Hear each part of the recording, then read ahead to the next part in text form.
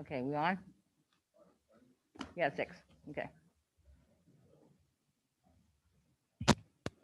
Okay, so good evening, and welcome to the Bellows Falls Village Trustees regular meeting. It's Tuesday, October 27, 2020, 6 p.m. We are now down here in the lower theater. There is a Zoom address on the website if you hear that and you need one, but obviously you can't. Call the meeting to order, and we will not be approving the minutes of October 13th. They were not provided to us. However, they are available on the website. We will have them to approve next meeting. Understand? Okay. All right, so moving on to additions to the agenda for routine administrative matters and/or pressing matters that will require ratification at a future meeting. Are there any? Mr. Manager?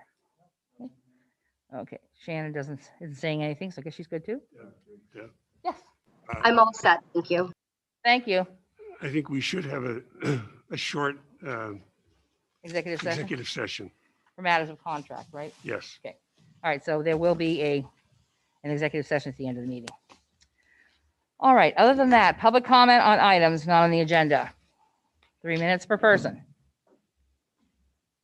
I don't hear anything. Mr. Mitchell, you trying to talk? You need to unmute yourself. Yes, it'd be the first time I've ever unmuted myself. I want to thank our fire departments. They were all called to action today on Parker Hill. They all came home safe. Rockingham, Saxon River, Bellows Falls, they were all there. Second thing is there trick or treating this Halloween in Bellows Falls? Yes, it's on the Bellows Falls Fire Department and the Bellows Falls Police Department webpage and on the website. Okay, With instructions on how to have a safe Halloween. Yes. Okay, what safety precautions are in place for all to keep the kids away from all the registered sex offenders houses in Bellows Falls? Has that been addressed by the police department? I wouldn't know that. The CDC doesn't give us any instructions on that. Well, we had local instructions on that for quite a while that were in place, but of course, like everything else in the last 14 years of the police department, we had problems. So anyway, we'll hope that the new manager addresses that. Thank you, Mr. Mitchell. Anyone else? Thank you. Anyone else? Doesn't look like it. Okay. Moving on to the manager's report. Few items here. First of all, we got some good news with our water system. We did our PFAS testing and we came back without any levels that required any action, which is good news. Everybody knows that's a problem in a lot of drinking water systems and can create a lot of additional expense. So we're very pleased with that. So we don't have to go through, an extensive program for that. As a reminder, and the police department will be working with local residents, and I'll hold this thing up. So you might see one of these on your car if you're parked on the street after the 1st of November. We are in snow parking ban season, and it sometimes takes a little bit for folks to remember. So we'll work with folks in the beginning of November, but after that, we'll start to get more aggressive with enforcement so we can make sure that streets are clean when, eventually we do get snow. And finally, we may or may not have a parade on Saturday. We got a permit requested from the high school. If the cross-country team is successful and comes back as a state champion, they've asked to do a brief parade Saturday afternoon at 4 o'clock. So the police chief is aware, fire department's aware, and again, depending upon how they do, we may or may not just have a brief around the square and then before trick-or-treating on Saturday. And that's it? That's it. Okay, thank you. All right, then moving on to the agenda, we start off with the financial analysis of the sludge removal for the RMI project. We have been provided with some materials from Shannon Davila from the finance department. Open for discussion to the trustees. Moving forward. Anyone? Also, I think, Robbie, you had some visits with the people who are under operation right now. Yeah, we went and visited all the operators when we could hook it. I have to ask you to use the microphone though. Sorry about that. I'd love to hear what you have to say. No, it's fine.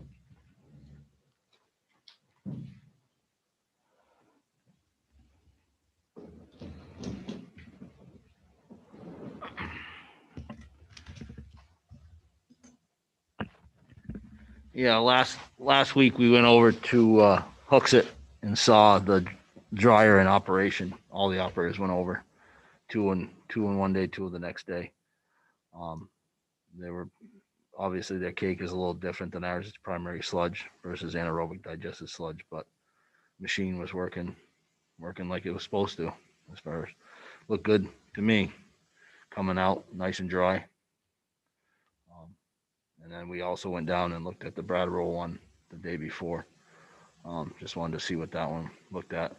Opened up the stuff, opened everything up and looked at. It wasn't running obviously, but just to see what the condition of it was, and it looked in really good condition. Took some pictures of that one. So, and then Shannon, I believe, has some pictures of what I had taken. I don't know if she has them Shannon, do you have those pictures that Rob took? of some of the stuff that they talked about as far as the weekly maintenance that we have to do with the filters and stuff. I'm sharing my screen. Can you see it? Yes, I can see a spreadsheet. Oh, you can't see a picture? No, ma'am.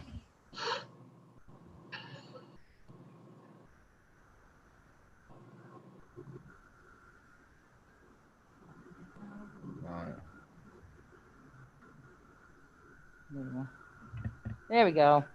There we go. Okay. So that's one of the bigger.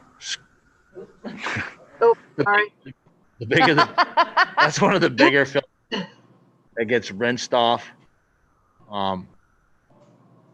Which I believe the next picture she'll have is you can see where that one, that's actually the blower Okay. that blows the air up through. You can see on top of that's the belt that the dry sludge comes around on.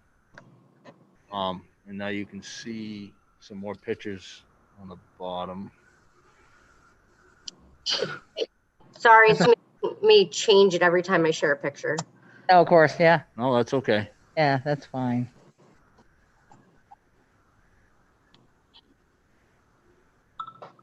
That's the belt itself. On the bottom is where the dried sludge is coming off. Mm-hmm. Yep. Yeah, so It's starts cut, with yeah. Slitter at the other end. Right. Yep. And Yeah. then it comes out. I do have a picture of where it comes down from this, where it comes down as the noodles. I don't know if you can see it. So that's a picture where the blue thing you see was the first one that was taken out, and then the bags are on each side. There's a bag there that I took out so you could get a picture. Those are the bags that got to be cleaned and dusted out weekly. And talking to the guys in Brattleboro, there really wasn't a lot of stuff that gets collected in there. It's really minute dust. As far as those type of bags is getting cleaned out. So I don't know what she has for the next picture. You have some more. I think there's one more picture for Okay. the coming down, the sludge coming through the making of the noodles. It's just going to be hard to see. That's the problem. That's what we tried to capture in that video. Yes. To give you a better sense, So- because it is so hard to take these Yeah. still pictures. And Yeah. get a sense for it. No. I'm interested, Rob, in what the operators, what they thought of this technology. The ones in Brattleboro that we talked to were definitely impressed with what it was doing. It just wasn't big enough for them as far as what they put, tried to get it to put out. Hooksett was set up that they press, and once they turn it on Monday, it runs till Saturday morning, mid morning to noon time. So they are very happy with it, and it's producing a nice dry pelletized product at the end of at the end. So Now, our understanding is that the Brattleboro decision is they're waiting for a new machine to come in. Is that So Brattleboro can't operate with this size machine. It's too small. right? And in part, they're challenged because their dewatering system, they have Fournier presses, does not speak well to this dryer versus the PW press that you have here does speak well to the dryer. So that's sort of been part of their decision making. The other thing is we had only set that up as a pilot. And so when it became clear that they would need a bigger machine, we decided we would go on to the next phase, and they wanted their garage bay back for use with their regular trucks. And we handle their biosolids anyways. So it really was a matter of, instead of going off their press and into our truck, we had it come off their press, go through our dryer, and then into our truck. So now we're going to remove that dryer and just go back to the truck until they can get funding to actually build a new building for a bigger unit altogether. Now, given our current level of sludge production, how much would this machine run here in Bellows Falls? So we're currently expecting that it'll run during business operating hours that you're staffed. It could technically run 24 hours, but to start, we're just going to do it based on when your team is already in the building and working. And that will be adequate to handle our volume? I believe so. That's the whole pilot, the trying of this. I believe we've got our volume down now, so that I think we're ahead of the game as far as the sludge volume. So that's where I want to be when we started the pilot, was to be ahead of the game, not behind the game with the sludge, so that we can run it and, play with the machine, get it going, get it up and running, and then see if we can add it. Because like I said, these machines speak together. So if the dryer is, say, overwhelmed or loaded up, it can shut off the press. And then when it's, okay, I need some, it turns the press back on. So it can do that. As long as we have the certain digester that we have set up, it can do that. And it can stay running, doing that back and forth. So as long as they keep talking back and forth, and it comes on and off and on and off, and it runs through it should work. And I mean, but that's down the road. I don't want to start out like that. I want to run it to the time that we're going to be there, so that we don't have any problems. I don't want to do it when we're not there. I want to make sure that it's a trial by error thing. I don't like to do stuff when and that's auto's on board. right. And so that's really where we had the two models. Brattleboro only did it during staff times. Hooksett does it 24/5, and they run it from their phone, at home. So they can see what's happening if they need to make an adjustment. There's an alarm system. There's various alarm systems built in. And so it notifies. But at this point, it is sized to handle the capacity and throughput based on your current staffing and comfort level. I hope to report to you next June that, we're doing a few overnighters and it works great. Right. Exactly. Well, the thing of it is that, the financial analysis is very favorable to RMI. And there's no labor component whatsoever here, which of course assumes that running it during the day, what your hours are, what, 7 to 3 or 6 to 2:30. 6 to 2:30, Yep. that you can run it 5 days a week, 6 to 2:30, and handle all of our stuff. That's the plan. And that's the assurance that RMI is giving you in terms of our volume. Absolutely, yes. Okay, all right, good. Yep. Because that's a huge assumption, and certainly there couldn't be any requirement for alarms after hours, because then that, of course, would have a labor cost Right. involved Yep. in that. So Okay. Do you feel that this is a equal trade of labor? Are we saving labor because of the machine? What is it replacing from a manpower standpoint? Right now with the dumpster, we have to shovel the Right. sludge. Yeah, Jeff, take the mic with you too. If you're going to turn your head, so they can't. Go ahead have and ask your question again. I was just asking about whether the machine will be replacing labor. Okay, so right now we have the 30-yard roll off. So we're pressing sludge so that we gotta line the roll off with plastic. Then we set the roll off, we press it in a while. Then we gotta rake that around. We gotta move the roll off. So we gotta pick up, we gotta pull it forward. So there's maintenance to that. With this drying stuff, we're gonna have to, it's gonna run through the dryer, but then we're gonna load the super sacks up. So eventually we're gonna have to switch those around. So I mean, it's gonna be about the same. I'm thinking in my head, it's gonna be about the same amount of time that we spent with the dumpster is what we're gonna spend with what we have now. But like I said, in the trial, that's where we're gonna figure out what we're gonna end up doing. But also, one of the things that sort of jumped out to me when Rob and I were talking about, we've been talking about this for 2 years, so we've been thinking about all the different angles. And one of the challenges is going to the landfill means you're on their schedule. So it's not when you're dewatering and you're ready. It's kind of like, sorry, we can't take you today because we have other materials coming in. So this now frees up Rob and his team to dewater when it makes sense for their work, and they're not then beholden to a pickup schedule and a landfill outlet at all. It will really be, that's probably the most freeing. No, that's right, because right now, I mean, typically our dumpster, the schedule we're kind of on is a Wednesday pickup. We can't do a Monday, we can't do a Friday because the company that hauls it, they're picking up recyclable stuff. Are dropping it off because of weekend people are doing their recycling. So that those 2 days are pretty much booked. I've done Tuesdays and Thursdays, and that really doesn't work. Seems to be the Wednesday schedule seems to be good, and sometimes it's we get the Wednesday schedule, and I've had to call it and go, are they coming today or not? Because the guy's not here, and it's like, yeah, not going to happen today because it's just not going to happen. So, you know, I mean, we finished pressing last Thursday afternoon or Friday, and now our pickup is tomorrow morning. So A week later, yeah. Yeah, but I'm saying we're also in good shape sludge-wise because we've been pressing right along, trying to anticipate this project.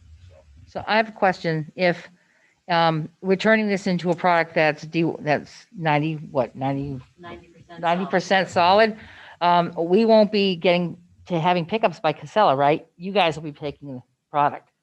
So during the course of the pilot program, we wouldn't have any we wouldn't have any hauling through Casella, right? Is that correct? That's correct. So we'll save those costs during that period of time.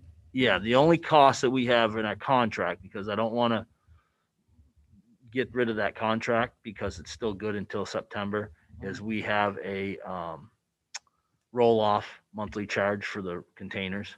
How much is that? I believe it's like $325 a month. A month. Yes. Which we continue to pay You continue to pay that. Reserve it, right? Yes, until it was part of the contract when we signed it, but I believe that's the monthly cost. And that's accurate, and that's also in the financial analysis under the sludge removal. Thank you.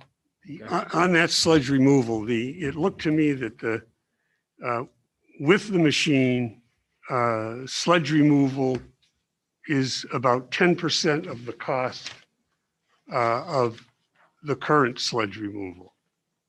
Is that you saying the material gets reduced by 90% going through that machine? I can speak to that a little bit for you. So basically, when I was asked about, what would be the worst case scenario for sludge removal costs with the dried product working with RMI, and I had said, well, this number that you have that reaches up to $70,000 a year, that's just not even necessary, because I believe that by the time we get done our trial with you, that we will have identified a couple of local users who would like to have this product. And so we would then be available to be retained to just do your compliance, record keeping, monitoring, all of the pieces that are required by the regulatory agency that we do all day long.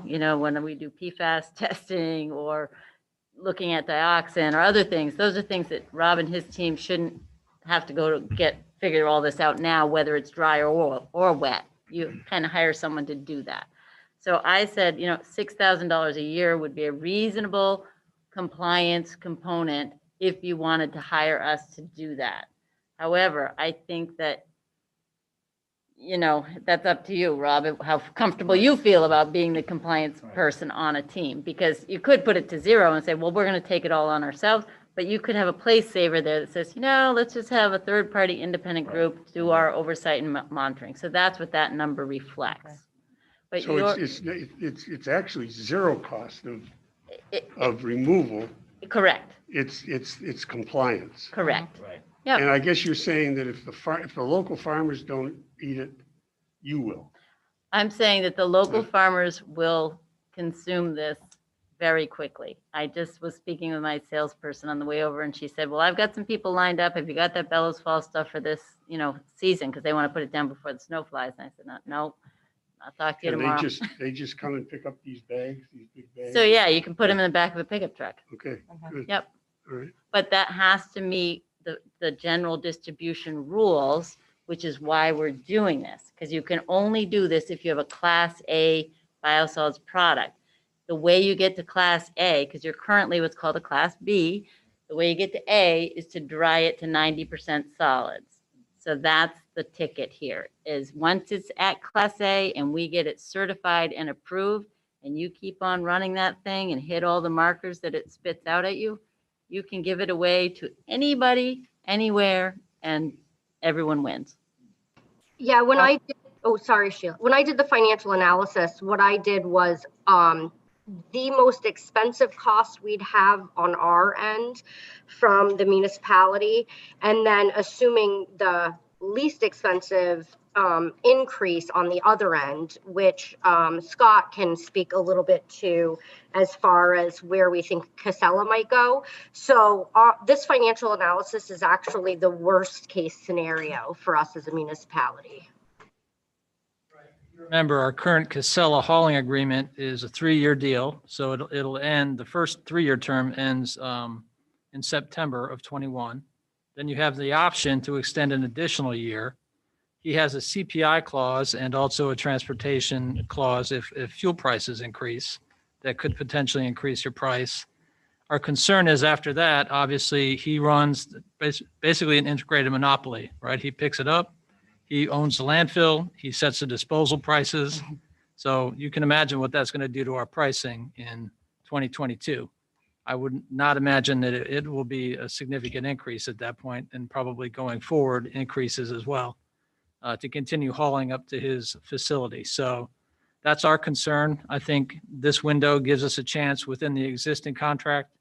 If it's successful, which we, we're both very optimistic that it looks like it could be, that'll save us going forward, I think, from a substantial amount of increases for disposal costs. Yeah, if I may, Shannon put in, which I thought was very wise, at the end of your spreadsheet. I don't know if you have those in front of you, but the 2 columns there, one looks at your current pricing with only a 2% annual increase, and the other one is a 5%. And obviously the savings is even greater with the 5%. And I would agree that 5% may be too low as well, altogether.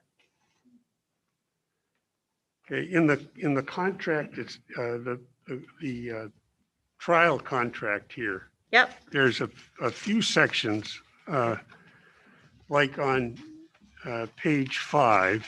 I'm sorry, page 2 of 6. Ancillary equipment and installation. Okay, it mentions a number of items here, and the assumption from looking at the analysis is that we have all that stuff, Rob, that there's not going to be any cost to us for electrical things, pumps, wiring, interconnecting piping, wet sludge cake conveying, equipment, et cetera. There's no cost for that. Is that it? No, there's going to be, we have to get electricity from our electrical room to the dryer bay. So there's going to be some costs. I've got Lawrence and Lover working on that now. I had him there the end of last week, and I don't have that number because I haven't got it from him yet. But there's definitely going to be a cost to get that. Would you get that for us? Would you give us an estimate of? Yeah, So as soon as I get the estimate, it's definitely going to be passed through Scott. so the only cost then is the electrical hookup. You got everything else, Power to the machine. Okay. right? and that's part of what we're waiting on, the final cost for that. But it should not be substantial. It won't change the analysis in any dramatic way. Actually, we included that in the analysis. If you look at the, I don't know what pieces of paper you have anymore, but we made an allowance for up to $15,000. Oh, 30,000 at 50%. Correct. Off of that. So So we 15,000. anticipate the worst case scenario to install and get everything going would be $30,000. Of that, we would credit up to 15%, because we actually think it'll be less than that, and we will credit the 15%. And that's how we got at that reduced cost for the overall project. So we, honestly, it's hard to say because the guy who did our work, he said, well, I could do it, but he wanted to work through, we wanted to work through the guys that you normally work with. And so we're just waiting on feedback from them. But honestly, I do not think it'll be more than 10,000, but we did make an allowance up to 15 is all it would cost Bellows Falls. And that is included in our total overall price. Other questions? Did you have something, Wade? Yeah, just to follow up on that, didn't you, you already have the conduit that goes in there, right? No, I thought we did, but then talking to Lawrence and Over, it's not big enough. Oh, it's not? No, Okay. Oh. it had to be 2.5 inches, not, we only had an inch. Oh, Oh. My other question is just to go back, and you may have mentioned this the last time you were here, but I'm just curious, how big are them bags, the sacks that it's stored in? 1 ton? Was So that- they're called super sacks, and in the industry, they're called 1 ton, but these will only carry about 600, 700 pounds per yard because this material is not as dense as a commercial fertilizer that does fit a ton. So it's called a 1 ton super sack, but it won't carry 1 ton of your product. It'll Right. carry more like 700 pounds. So when it's filled, when it's done, it's Yeah. about 700 pounds. Yep. Okay, that's what I was Yep. curious about. Thanks. Anything else? Okay. Does anyone want to entertain a motion on this project? I still don't hear anything. What do we need to resolve in order to get to yes? I don't hear anything on that either. So gentlemen, what is unfilled for satisfaction on this project? It's clearly a good idea for the environment. It's a good idea for the future. It will save us considerable sums down the road, considering the hauling of wet sludge that we're currently doing. So what do we need to do to move this forward? I'll make a motion Go ahead. to accept the contract, or I don't know how you want to term it, a trial contract from RMI. And And the for Bellows Falls manager to way- sign it? That's. Yeah, and for the village manager, municipal manager to execute it. Do we have a second on that for discussion even? Okay, so discussion. What are we looking at? We talked about the last time we mentioned it here. We have an estimated cost of the electricity system in state to operate this. How does that factor into the? Hold on. I want to share these pages. Is that 2% electricity on the spreadsheet you gave us? Projection, 5,000. That's again, those are projections, and I think that Rob's already discussed that he might be drying it in a shorter window. So we took the maximum amount of electrical that we could possibly entertain, meaning, a full 8 hours of operation during normal business hours. I don't think that we'll reach those numbers. And then we added obviously some cost increase to that as well. So we were trying to be conservative on the estimates to make sure that we weren't presenting you guys numbers that were, underestimated. So that's where those numbers came from. The other aspect to that is that we have solar that reduces our electric costs, and I did not put that into my financial analysis, again, trying to be as conservative as we can. The other thing that I didn't enter into our financial analysis was our potential revenue. I know it's not a lot, but it's also not in here. So tried to be as conservative as I could from our perspective. Okay, further discussion. Jigs, why are you not Well, moving forward? I'm enthusiastic about doing something about the current situation. I feel that that this is new technology. It's a new piece of equipment. Only one other one is actually running. I think there's an urgency here that I think is based on the fact that this piece of equipment's in Brattleboro and the owner has to move it, and they'd rather just move it to Bellows Falls than wherever they're located. But so I think the urgency and the rush is a bit troubling. I agree. I don't think it's appropriate to overanalyze the thing, but I'm worried about the cost. I'm happy to hear Shannon say this is a very conservative estimate because that's not the way I look at it. But again, and I think this assumption that this is Class A, this will always be Class A, whatever it is. I think there's a risk there, but I don't know what it is. So and quite frankly, we've had a lot of increases. In short term, there's going to be increase in costs for our wastewater plant, and because of the cost of this $10,500 a month. I'm concerned about that, and I'm concerned about the financials of the wastewater facility. So, there's a lot of things that are concerned to me. The positive is that that something needs to be done to do things differently. I'm pleased to see that Scott sounds to be supportive. I'd like to hear him speak to it before we vote. I'd like to. It sounds like Rob is supportive. I certainly would like to hear his endorsement and the manager's endorsement. So. Okay, that sounds good. Start and I'll let Rob get into some of the more operational aspects because he's the closest to the operation. I think from a municipal standpoint, the thing that I like about this is it gives you flexibility. I don't like dealing with a sole source contractor who has control of my product from trucking to disposal, and he has the only game in town. We started this in 2018 because we couldn't go to Claremont anymore. And so we got locked out of that facility, which led us to this current contract. And now we're down to one disposal location in the state. That's very worrisome. No matter what disposal options that we're presented with, that's going to create costs for us in the future.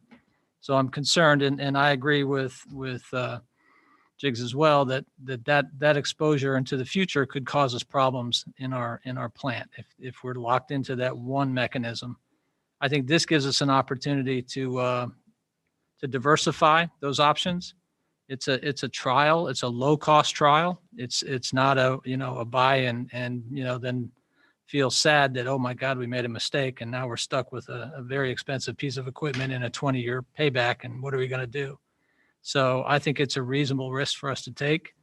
The Class A, I think RMI has taken on that responsibility. I think that regulatory compliance is huge. I agree.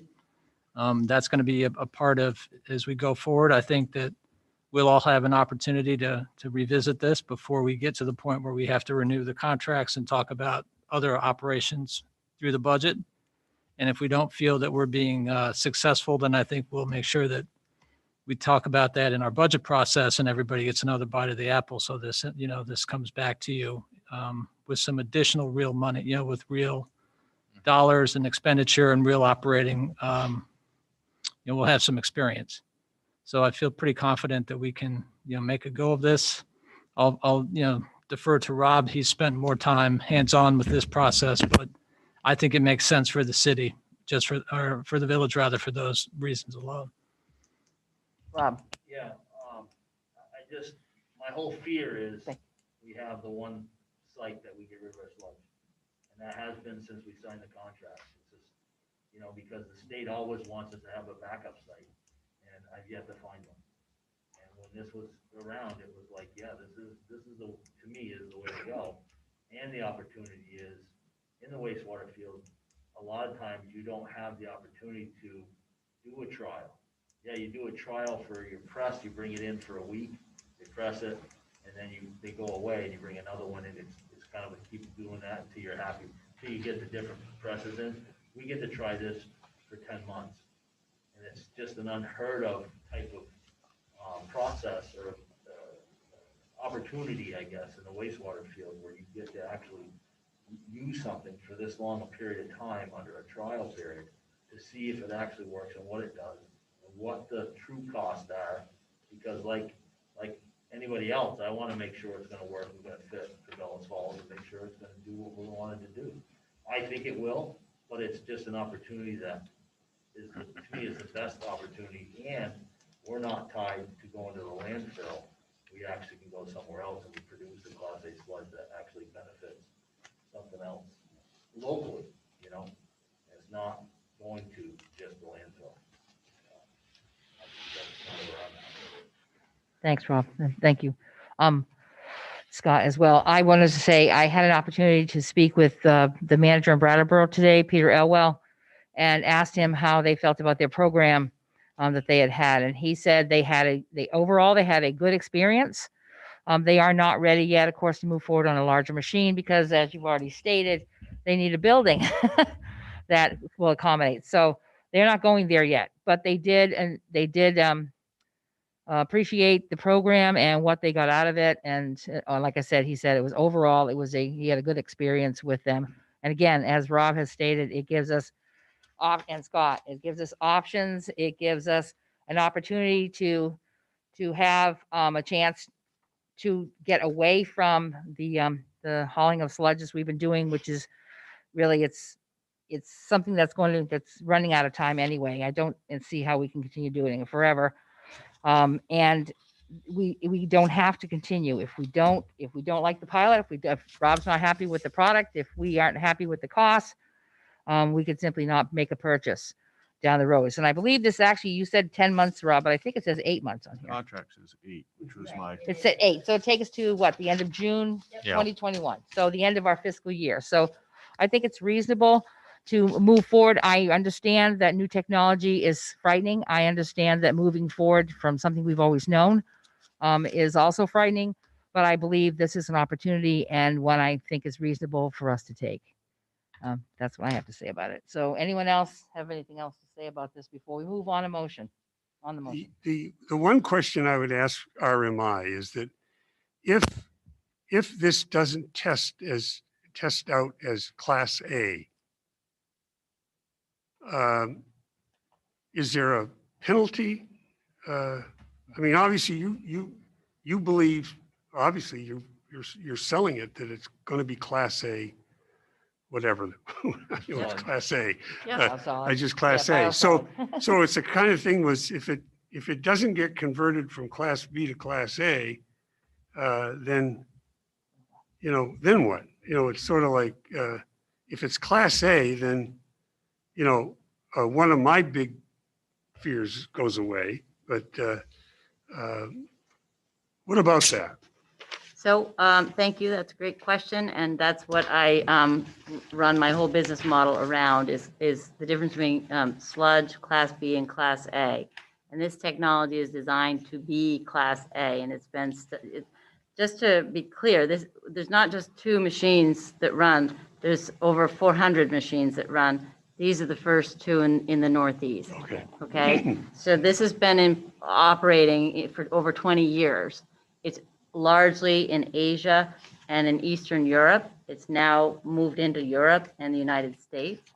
And so I've been in this business for going on 30 years, and I have been looking for that magic black box that turns sludge into A, and I found it. And I am so excited. I mean, this is really, for me, an industry changer, because if you can take a wet, raw sludge and in less than 4 hours, put out a nice dry pellet that meets the requirements for general distribution, that is a home run. And for me, as a small business owner, you know, I've staked my business on this. I mean, I've got $1 million tied up in this, and I bought this machine because I believe in it. And I knew I had to put a couple of machines on the ground so that people can see that they work. So I guess all I can tell you is I'm behind this 100%. My business is, it's where we're going. My vice president is here, Marty Reese. You could, right? Didn't expect to speak, but I think the direct answer to your question, the part that you have to remember is that you're getting an 80% reduction in this of waste itself, of weight. So the reason why some things might not, why you have to work with this and make adjustments to get to this Class A line, the part that you don't have a penalty for is you have 80% less to take to your Casella contract if it didn't make it. And the reason why you say the blame for not making Class A, it's really a blameless process. It's a matter of, is the sludge too wet? So you have to slow the belts down. So you have to raise the temperature. You're running an oven here, or a food dehydrator or something. So you have to make adjustments as you go to make that happen. And the machine will monitor this and give you the feedback to let you know that, yes, you've made Class A, which makes Sheila very happy. Of course, it also makes me happy being part of her business. But it also, in the worst case scenario, you've still got your reduction in weight that if it didn't make Class A for, let's say, some other reason, heavy metals or whatever that comes through, you have so much less to get rid of. And the other thing that I want to add, when you talked about the size of the bags, in that I did order the first bags for Brattleboro, they're 36 by 36 inches. They're basically the size of a pallet. So it's 600 pounds in weight to lift it up, but it's basically a cube that sits on a 3x3. pallet. So that's all I really wanted to add. I apologize and thank you for the time. Thank you. Thank you. So in other words, if worse comes to worse, we have to haul 20% of what we currently haul. Right. That would be But that's not in the worst- numbers. worst case scenario, and that's not in the numbers. That's not in the numbers. Yeah, there is, so we anticipate we would not use any of the 6,000 for removal, for the sludge removal. So it may go slightly over budget.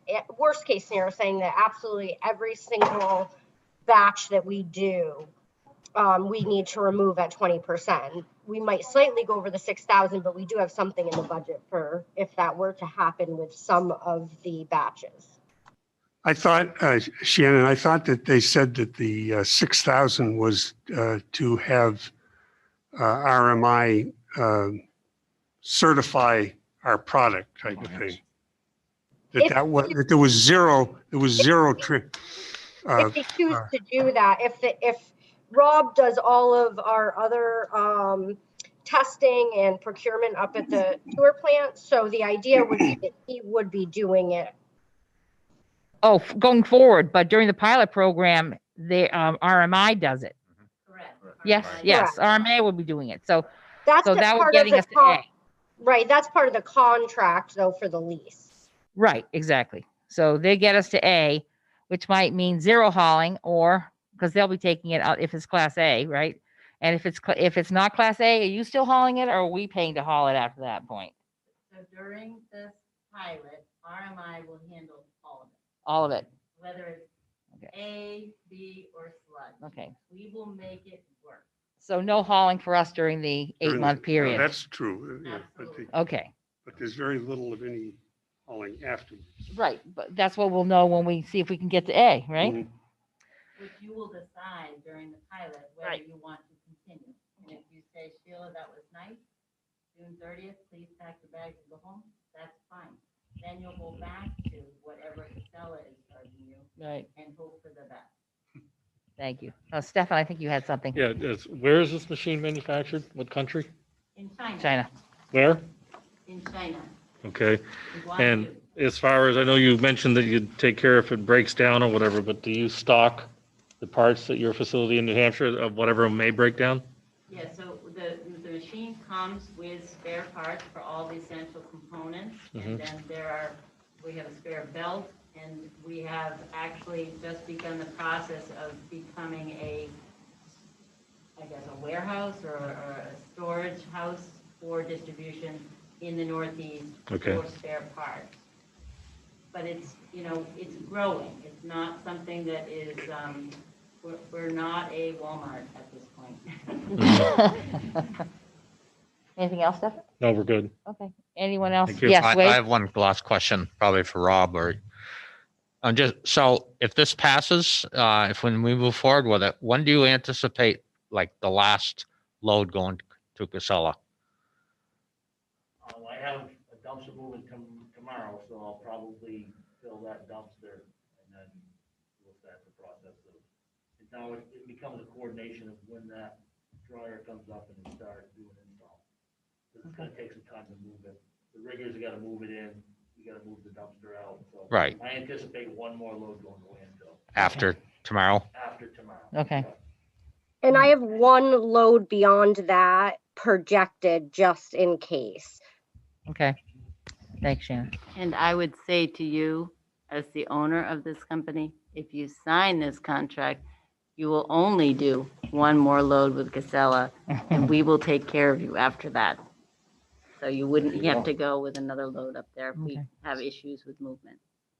But that's about as far as we can go, because we're now getting into, there was 9 inches of snow after we last met up Yeah. our neck of the woods. And so you know what it's like to get down to the treatment plant, and these guys, the riggers have helped you before. They brought down a lot of the solar stuff. And they told us, Sheila, if you're getting any much further into, November snow time, we're not gonna guarantee delivery. Okay. All right. Are we ready to move on the motion? I believe the motion was to assign for the municipal manager to sign the contract for the pilot program. Is that correct? And it has been seconded. So, keeping that in mind, all those in favor of the motion, please signify by saying aye. Aye. Any nays? None. You have your contract.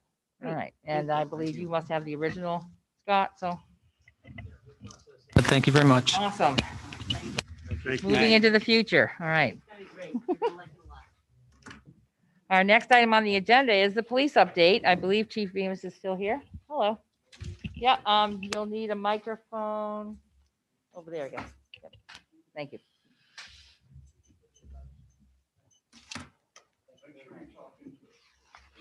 Yeah, turning our heads away from these microphones, they're not being able to pick it up. Everyone got to sign these, I'm assuming? Yeah, okay. Okay. Is that one not working? Just, oh, yeah, it's on, but it's not on.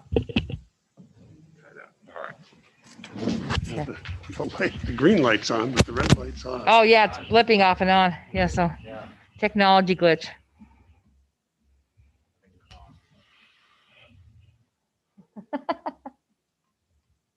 Speak into it, see if you can hear you. Hello. It Yeah, it's just still came on. working. Okay. Interesting.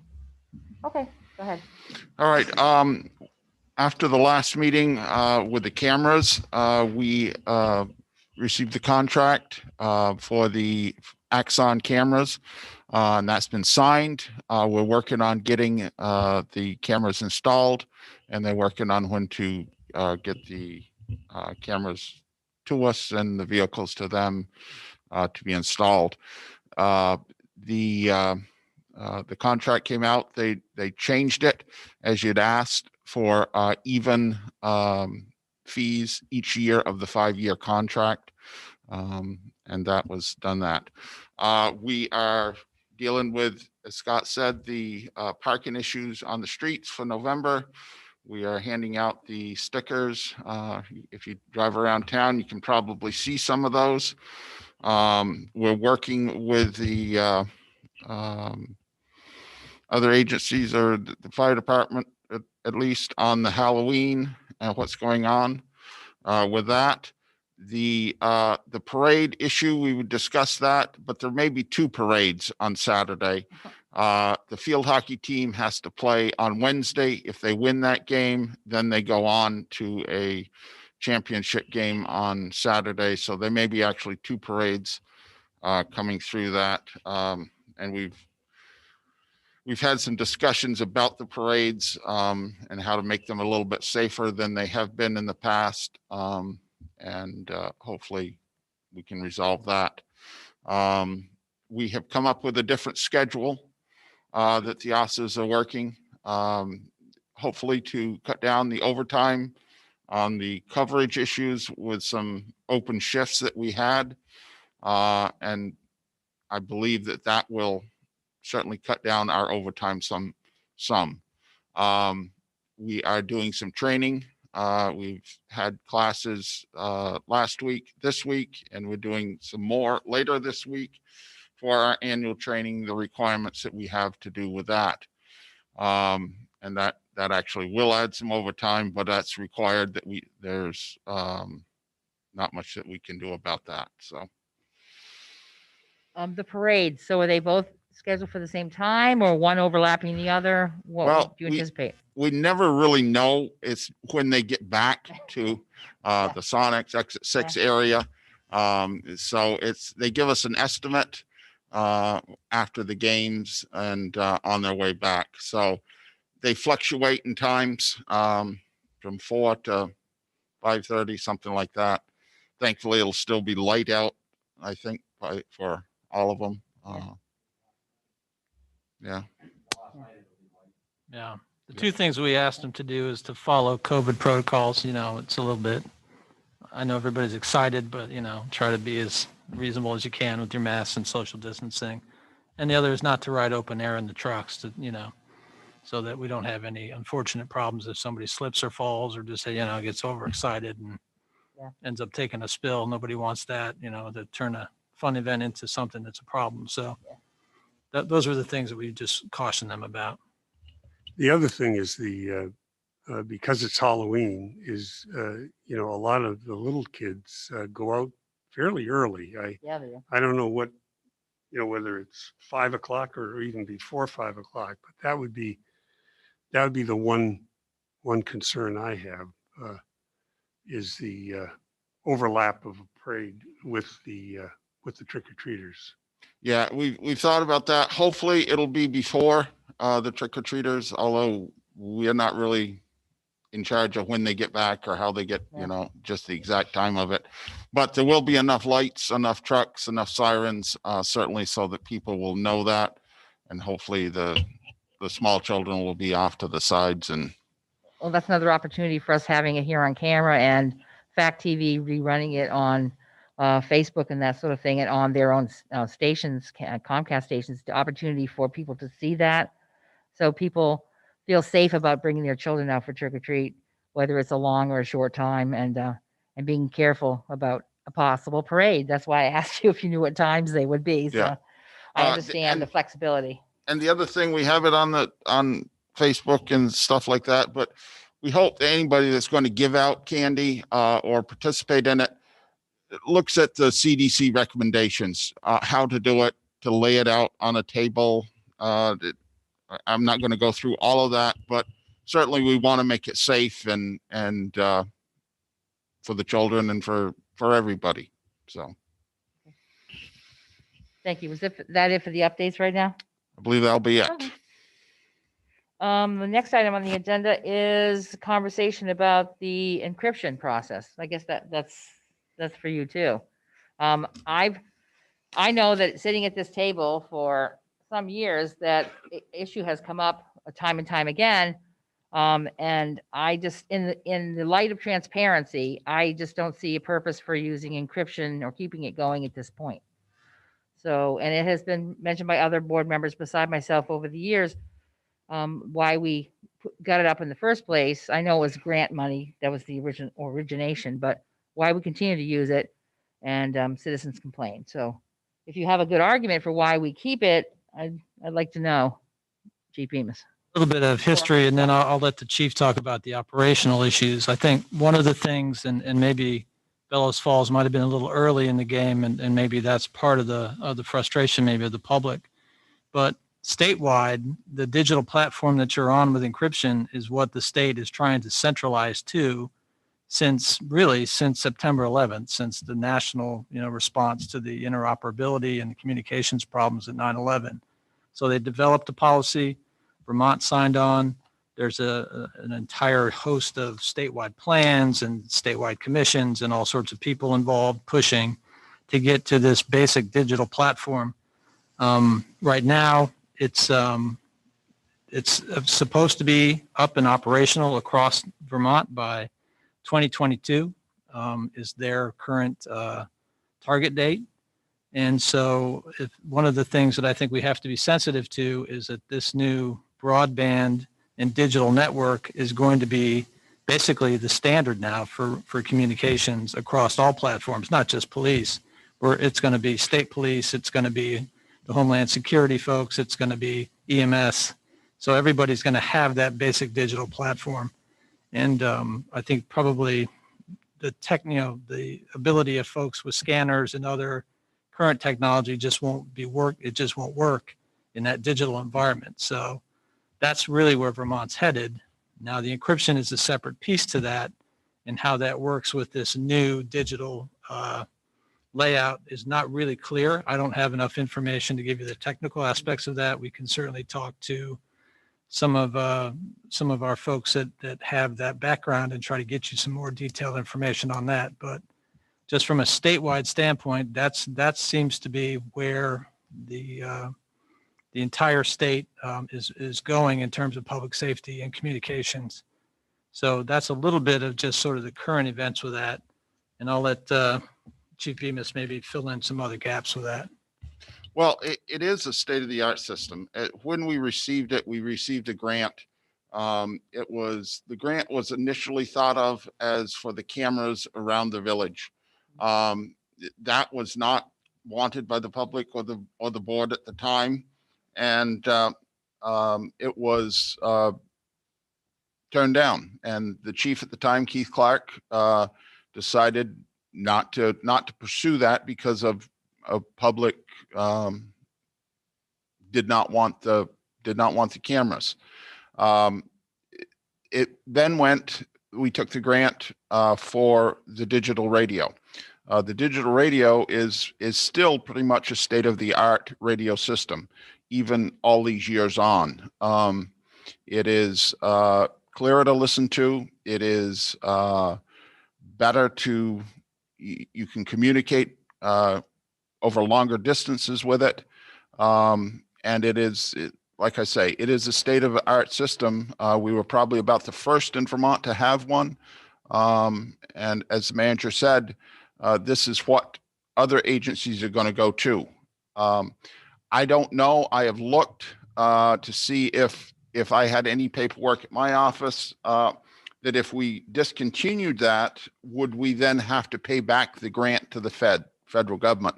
I'm not sure. I can't find the paperwork on that as to whether we would have to or not. But then if we come to 2022, would we have to then buy the system again for what was over $100,000, I believe, back at the time it was installed? I don't have even a guess as to how much putting this system in would be. The other agencies can talk to us, do talk to us on it. We can switch to the analog to talk to them. But like I say, this is really the state-of-the-art system that we've been lucky enough to have for a number of years. Chief, one of the issues that maybe we should bring to the trustees' attention is, and the issue of transparency is, how do we record and maintain the communications? Even though it's a digital format, you still do retain it and record it. Yes. And maybe you can give a little background on that, which might help some folks feel a little better about how that's being handled. Yeah, for transparency's sake, you can't listen to the digital on a regular scanner that you bought at Radio Shack. But all of the transmissions are recorded. We can listen to them if we need to hear what happened. Certainly for discovery, for cases that go to court, we often provide all of the radio traffic involved in an incident that goes to court. It is all there. It has been there for years, and it will be continued to be there. If it were an analog system, I believe we would have to get some different recording equipment to be able to continue to record. And I have not looked into that, what it would be or what the price would be on that to get the recordings for the analog systems. Any other trustees? Did you have something, Wayne? I saw you turn. Yeah, so I'm just trying to understand this a little better. 'Cause I'm not an expert at it, but so it's a digital system, Yes. but I thought that's still separate from the encryption piece of it. Is that correct? I believe the digital and the encryption go together in that. That if you had a digital scanner, you could hear what we say now. Okay, that was kind of what my next question was. Yes. So it's not really, so it's a digital platform that basically most of us can't hear any longer because That's correct. Using we haven't analog, upgraded yeah. to a digital scanner. Yes. But if you had the scanner, you could hear us. Okay. So, So to say it's people update your encrypted, equipment. yeah, to say the encrypted, we talk about encrypted, but there is not the encryption program like a analog system you could put on one that where you turned on the scanner, you'd hear just garble and Right. stuff And like I thought, quite honestly, me being one of several people, I thought that's what it was. Yeah, me too. That we were still on analog, but it had been encrypted, so nobody No. could hear it. No, it's digital, It's okay. and people talk the encrypted, but it's because it's digital that you can't Okay, hear it. that makes sense. I was curious. Okay, thanks. Okay. Did anyone else have anything else on the system? Okay. I guess. Madam President, Yes, Mr. Mitchell? I have a digital scanner. What they have is encryption. There are very few police departments that totally encrypt all their transmissions. It's a very simple thing to do, to flip the switch, and then people can hear what's going on in this village. We're at a loss. If there was a major shootout or something in this village, we would have no way of knowing what's going on in this village. Now, in the past, there have been high-speed pursuits when then Interim Chief Dunphy turned off the encryption on the new toy, as I call it, so that we could hear the high-speed pursuit going on. He did it in the interest of public safety. He didn't want somebody being run over. We've had a lot of high-speed pursuits. What we also don't have, as far as encryption, we have 42 drug houses in this village that nothing is being done to address. 3 of them right in a school zone. That's my concern. You know, if you got a secret, well then clean up the drug problem in this town. It has been going on for 14 long years. And Sergeant Dave Bemis, along with the previous administration, owns that problem. All right. Thank you, Mr. Mitchell. Remember, you only get a minute and you've gone over it. All right. So I appreciate that. Thank you very much for your input. All right. Next item on the agenda is to discuss the trustees' expectations of the police department. I believe Mr. McAuliffe had brought this up as we have a new chief, and he thought it would be appropriate to have a certain amount of expectations that we would have and make them clear. So I'm assuming you would like to go first. I'd be happy. I'd be happy to go first. I think in going through the interview process and the search for a police chief, et cetera, we included a number of people, other people in the village, residents, et cetera. And I think it's one of the things that was clear to me was that there hadn't been a forum whereby the community and particularly this board to start with communicated to the police department what their expectations are. And I think that I would hope that tonight we'll start this process and that the 5 of us will have an opportunity to share some thoughts with the chief. I know for me, I'm intrigued with particularly in this village, with the idea of, or the concept of community policing. To me, I don't know if I could define that, Chief, but certainly, community policing means that the police department is visible in the village, that people, have a general idea of who the police staff is. I know when I met you 4 months ago, after when you became the interim, I'm embarrassed to say that's the first time I ever saw you. And I learned later that you work nights, so that's a good reason, because I'm not usually out at night. And Everybody that's up at 3 a.m. knew me. Yeah. So anyway, but I think clearly having the community and this board have a better understanding of your view of community policing and what you want to accomplish, there would be my first comment. My second comment is, and a lot of this was discussed in the interview process and with the search committee, and that is having the community have a better understanding of the drug problem in the village and what the police department's role is in that, in dealing with that problem, and is there or are there other initiatives that this board or other committees within the village should be doing to improve or correct the drug problem? It's not just a police problem. And I know in the past we've talked about communication with landlords and things like that.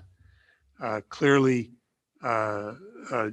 Jimmy just mentioned 42 drug houses in the village, and there's people that seem to know a number of addresses where drugs are distributed. So I think I would like to see our village succeed in making progress against the drug distribution in this village. And I think I would like the police to be a part of that and help us to understand what other things we need to do in order to deal more effectively with this drug problem. I think the third thing that a lot of us hear a lot about is responding to having our cruisers at Allen Brothers or in the village of Walpole, et cetera. We need to have a better idea of what the relationship is with Walpole. I believe we do have some kind of an informal relationship with Walpole that's a mutual aid type of thing. And obviously, I think the chief is in the best position of anybody to evaluate that program. And because clearly,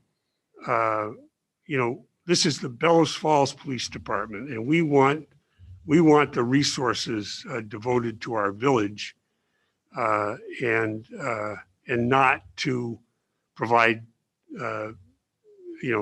traffic problems or accidental problems in Rockingham or in Walpole or whatever. So I think getting a better understanding of the commitment to the village, and also a better understanding and evaluation of this mutual aid situation we have with Walpole would be helpful. So those are some of my thoughts. Okay. At this point. Jeff, did you have anything? First, I would just like to thank the police department, and I think they're in an unenviable position, given some of the history of certainly needing to rebuild trust in the community and regain some confidence from all of us. And I believe it can be done if we are getting in front of people. So I would like to encourage more public outreach, interacting with families and business owners, teachers, coaches, social service employees, landlords, the trustees, select board. And I think that I'm encouraged to see that there's I guess, a new community action team that has developed. I know that Alex Stradling spoke a few meetings back about wanting to have a community forum, and I hope that if that hasn't, if those two parties haven't gotten together yet, I think it sounds like an invitation. So I would like to see that, and I have faith that things are moving in the right direction. I have heard since Chief Bemis has taken the official role as the chief that morale has improved. I would like to hear more of that from the other officers and see that it shows within our community, and not be afraid to be out among all of us. We welcome you, and that's what we want.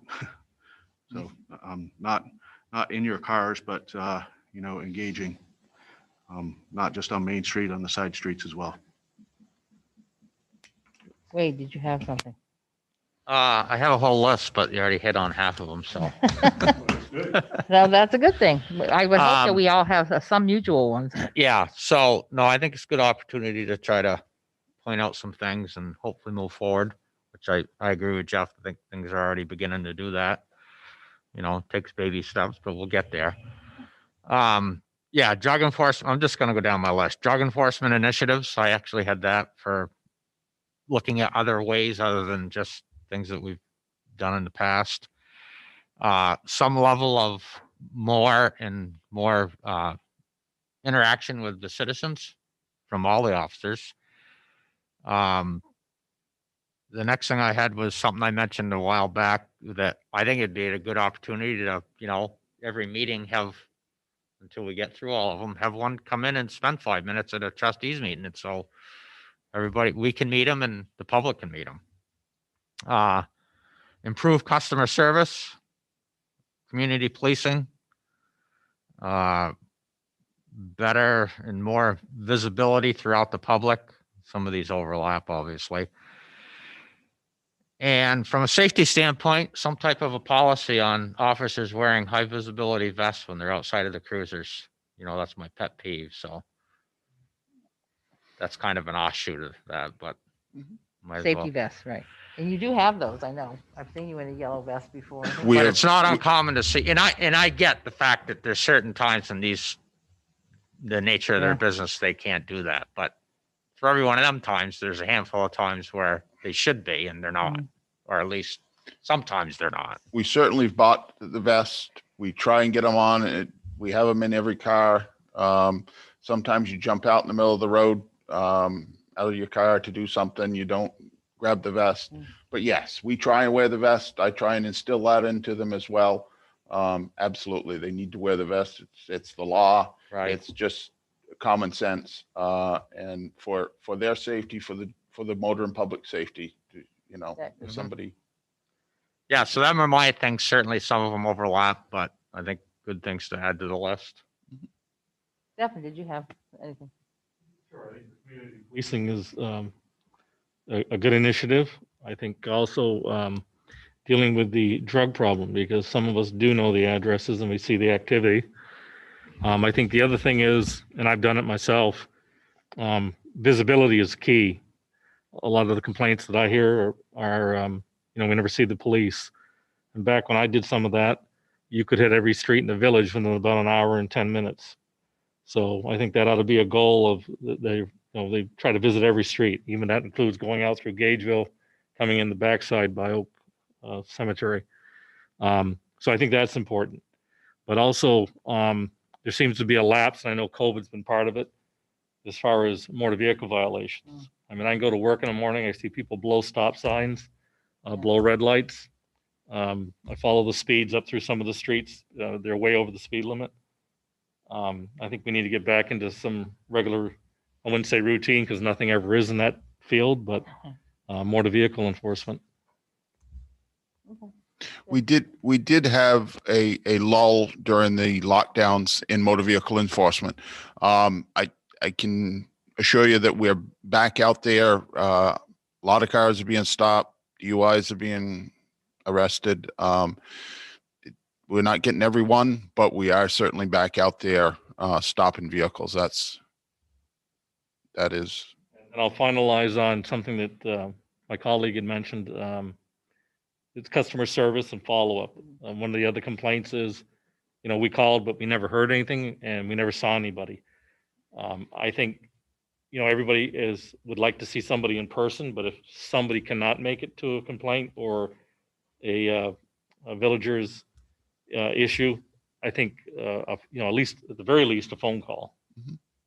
I agree with that. And I know you brought something up about moving forward on that, about checking every so often on logs and having someone call back on cases. Yes. To see what people's response was on follow-up. So more seeing some of that and hearing positive response from citizens would be great. So let's see. I think we probably covered just about everything. I know that neighborhood watches have been brought up over the years. They were always poo-pooed by the previous chief. However, I think that's part of the plan. That's part of the overall an overall vision of having citizens involved in watching, see something, say something. But to cover that, the second part of that is, as an expectation is, we need more clarity on how crime is stopped. Citizens need to understand when they make a citizens report and they're willing to sign on that, why neighborhoods still continue to experience repeated episodes of chaos without relief. They need to understand why, because otherwise they think that our policing isn't working, and they become apathetic. So they go, why call? No one ever takes care of it. The problem's still there. The drug dealing still going on in my neighborhood. That's part of my understanding of what transparency should be. People need to understand what we can expect from our police department and how long these kinds of things take, and not become frustrated, because as we're all aware, as citizens come up and talk to us or things we've seen ourselves, there's a lot of frustration with that. So increased presence is important. I think that at least during the weekdays, we should have more foot patrols as part of shifts to deter more crime through a visibility, and also to ensure that law-abiding citizens see the availability of our policing staff, that they have someone they can speak to if they have a problem. I'd also, as the trustees, would like to address the intermunicipal agreement that we have with the town of Rockingham, which has been out for several years and really needs to go. It's something that has never been worked effectively. It was never logged appropriately. We've never seen the dollars and cents to make sure if it works. And I think that's something we need to address, but that's a policy that would come back to the table. And yes, I've repeatedly asked Alex Stradling to see if he can get some people together to create a citizen committee or citizen group, so they can address issues and bring problems / with solutions or things like that to the table, so that we can get them addressed with the police department, so that they can interact and work some things out and help the community. So I think what I would like to do from this point forward, because we're just talking them all, I would like to ask that my trustees all send all of their requests, all of their ideas to me. I'll put them all together in a list and I'll send them off to Chief Bemis. So we have something in writing. Does that sound good? All right. Yep. That way we do the legwork and don't put it off on the executive assistant you don't have yet. So I would appreciate that. What's that? I would appreciate having all of them listed. That makes it easier than trying to remember everything we just said. That's great. Also, just as a follow-up to some of your other concerns, the chief and I talked about, we do have a policies manual. It's a little out of date. There's some things obviously that state law has changed, like use of force, and some things that are fairly recent. So we're going to be updating that. We're going to bring that through trustees so that everyone can see, understand. It's something that the department, trains to and we use best practices from the Vermont, League of Cities and Towns. So we're going to put that back together. This one, most of the policies were reviewed last in great detail about 2013. So we need to do some updating. We'll get that up to date and bring that along. And I think that goes a long way to the transparency questions because it really it deals with a lot of the operational, the ways and the right ways that the police department is going to operate. So I think we'll use that as a tool, and then everybody's on the same page. We all understand what our standards are. And then I think it's up to the chief and myself to make sure that we meet the standard. That's really the goal. All right, thank you, Chief Bemis. All right. And you all. I don't know, Thank you might you. not need to, maybe you can't leave because the next item on the agenda is 1 Center Street update. And we all saw the material that we were sent, that Shannon sent us on what they're doing with that. So I'm not sure if there's anything else to add or if Sean No, McGinnis we're- is here and. We're progressing Yeah. with the enforcement activity there, and hopefully we'll see some compliance. We also have some utilities that are in arrears, and I've been in touch with the same, those folks about that. We're going to talk on Monday, so hopefully we'll get some progress on some of these. If not, then we'll continue to work towards compliance. That's the goal. And also, that would be a property, I would assume, that would come up to tax sale if we ever get finalized on that, which we haven't, so, Yes. because it has tax years as well. Okay, anything else? Anyone have anything else to say about 1 Center Street? There is from some of the tickets that Sean issued and that I issued, there are going to be hearings in December. I received that notification. I don't know the date yet, but there are going to be hearings on the nuisance ordinance and on the state dumping violations. Will they that be we heard issued. here or somewhere else? They will be, I believe they'll be call-in hearings. The hearing officer will be there. They will call in, we will call in. That's how they have been handled since COVID started. But just to let you know, at least that small part of it is something new that's moving forward with that. So. Great. Thank you. Anything further? Did you have anything to add, Sean? I think it pretty much covers it. Okay. We all satisfied? Good. Yep. Okay, we'll move forward then. Thank you, gentlemen. Thank you. All right. Number 4 on our agenda is to change of authorization representative or it's probably authorized representative for the water infrastructure financing programs. I'll make that motion. Okay, so would you read the motion out, please? If you hand it to me, I will. Oh, sure. Oh, you got one? Okay. Okay, I make the motion to authorize Scott Pickup to act as an authorized representative of the applicant for the purpose of furnishing to the state of Vermont such information, data, and documents pertaining to the above noted projects, as well as required and otherwise to act as the authorized representative of the applicant in connection with the project. Okay, I need a second? Okay, is there any further discussion? And who signs that? That's for him to sign, right? Is that correct, Shannon? Who's signing this change? Let me We've look heard- at the form really quick. Hold on. Okay. Guess I want to make sure that the motion includes whose signature I on would that think it'd document. either be you or Scott. It's probably signed by Scott. It's actually each of the board members. Okay, who has the original? So we can't sign it if we don't have it. Did you print out your packet, Deb, or no? I did not print out I didn't either. I didn't see the document to sign Yeah. in They it. were the last 2 pages. Oh, crap. Oh, okay. Sorry. Oh, That's pardon my okay. French. Stefan might have. Hold on, I don't know if it's printed at all. Hold on, Stephen's gonna Yeah. look.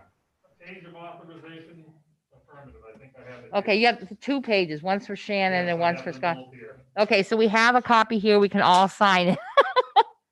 Okay. Thank you, Stefan. Oh, see, there What a is a guy. purpose for having a hard copy. Right. Not asleep at the wheel. Yeah. Yeah. Okay, any further discussion on this need? Okay, all right, ready? Okay, all those in favor of the motion, please signify by saying aye. Aye. Aye. Okay, and Stefan will pass it around. Sure. I'll go ahead And B, we have another motion that has to do with Shannon, a change of authorization. Who'd like to read that one? Yep. Okay, here's that one going around. I Thank think you. yours is the top left, if you would, please. Oh, chair, yeah, Ready to proceed? go ahead. I make the motion to authorize Shannon Burbella to act as an authorized representative of the applicant for the purpose of furnishing to the state of Vermont such information, data, and documents pertaining to the above noted projects as may be required and otherwise to act as the authorized representative of the applicant in connection with the project. Seconded. All right. It's been moved and seconded, and we now realize we have a copy we can sign, and I'm assuming that's, everybody signs that too, Stefan? Yes. Okay. All right. All those in favor of this motion, please signify by saying aye. Aye. Aye. The motion is passed. Okay, and Stefan will pass that one along. Wow, those are swift. Okay. Thank God we had a copy.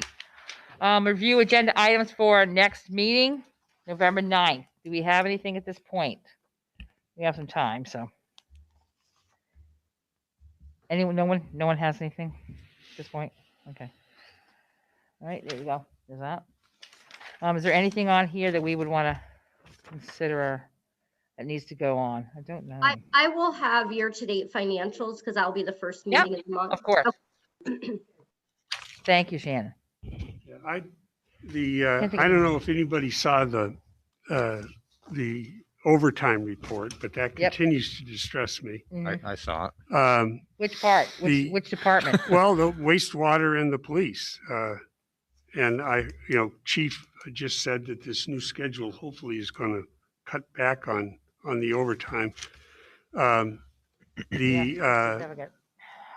Obviously the keeping us on budget is, Shannon has assured us at least through 2 months or 3 months, I guess, that we're still okay. But again, I think that's of note, and I'll be happy to see progress or have Scott address it at a later meeting or something. Right. Well, just to give you an update, on the after hours alarms with our SCADA system and the alarms at the plant, the contract software vendor will be on site on the 30th. And so we're hoping good. that he will be able to then rectify whatever this conflict is that's continuing to, add to those call-in overtimes, which is frustrating, becoming very frustrating.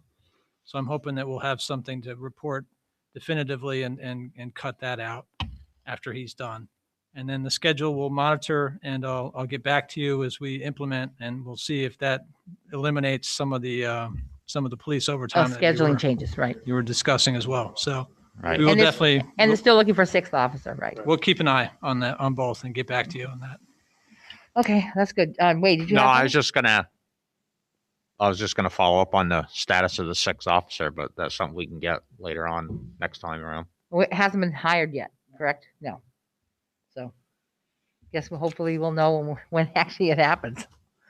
All right, so and the financials. So at this point, let me know if there's something you guys want on the agenda, and we'll go through the motions on that and get it ready for our next meeting, which will be November, what did I just say, 8th? 9th, sorry. Need my glasses. Review agenda items for the joint board meeting. That's a ways away. And we don't really have anything right now, and we're good, okay with that. Well, I guess the one issue you did bring up tonight is the IMA for police services with Yep. the town. So I Yep. suppose we'll circulate that. That's and definitely worth have noticing. everybody at least get their hands on it, take a look at it, and then Again, go review forward it. from Yeah. there. I don't believe it's necessarily active. I don't even know if the police are performing the duty.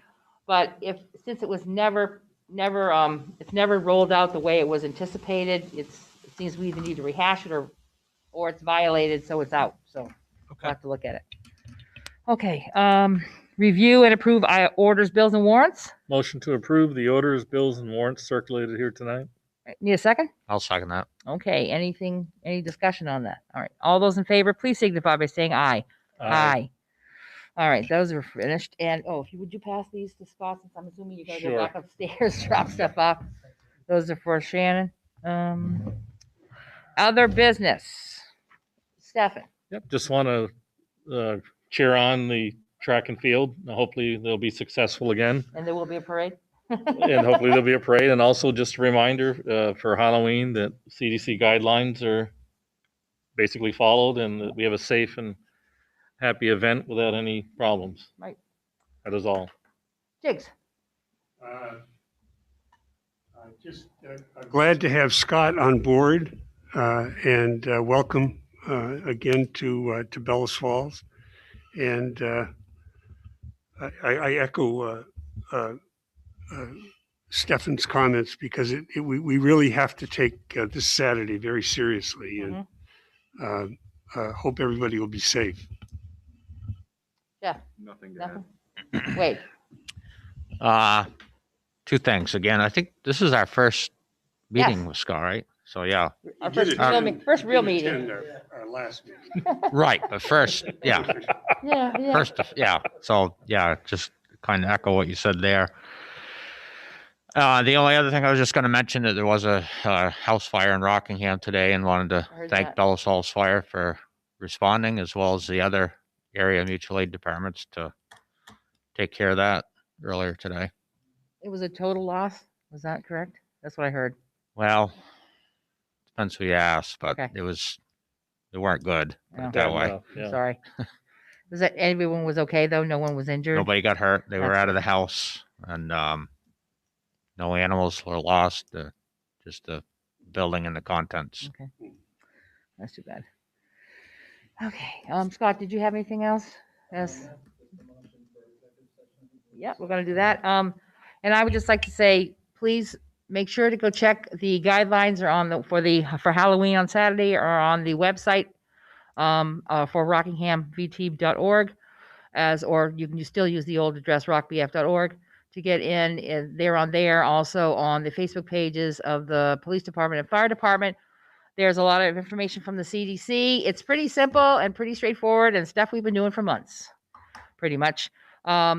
I've already got signs up at my house on tiki torches letting people know that I'm going to safely be putting a table of candy out so kids can come, because I'd like to see children show up, have some fun. Even some of the teenagers still have some old-fashioned fun for a couple of hours on a Halloween night. So I would like everyone to be safe and particularly be aware that there may be a parade or two, so stay out of the street and make sure that you keep your kids close and put your masks on and do everything to keep yourself safe and have a little fun. I think that's it. I want to again welcome Scott here Cool. to what seems to be a relatively quiet meeting. And now we need to have an executive session, and it's on contracts. So All right. we would need to do two Sure. motions. It's number 7. Number 7. Okay, I make the motion that we enter into a executive session where premature general knowledge may clearly place the municipality at a substantial disadvantage, I want to invite. and to invite Scott Pickup into that executive session. Do we need Shannon or no for this? Probably not. Okay, so just Scott. Okay. Reference contracts. I need a I'll second. second that. All right. All those in favor of the motion, please signify by saying aye. Aye. Aye. All right. Now the second motion, please. Okay, I move that the board enter into the executive session to discuss contract under provisions of Title I, Section 313A1 of the Vermont statutes. Need a second? Okay. All those in favor of the motion, please signify by saying aye.